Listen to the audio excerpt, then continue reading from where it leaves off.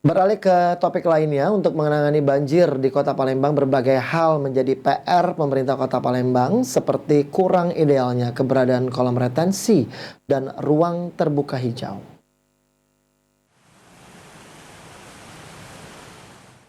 Permasalahan banjir masih menjadi momok di Kota Palembang. Sebagai langkah penanganan jangka panjang, pemerintah Kota Palembang berencana melakukan penambahan jumlah kolam retensi.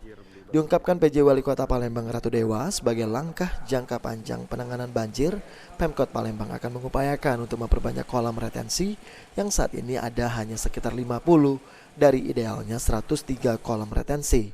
Melebarkan drainase yang ada, menggencarkan edukasi kepada masyarakat agar tidak membuang sampah sembarangan, serta mengupayakan perluasan ruang terbuka hijau.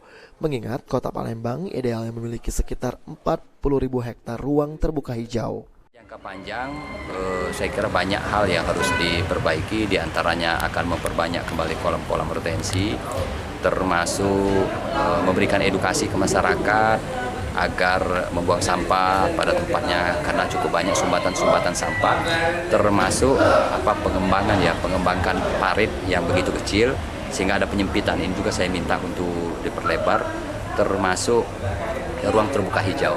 Juga ini akan menjadi PR kita bersama. Saat ini ada 12 titik banjir di Kota Palembang yang perlu penanganan serius. Sandi Pratama, PAL TV.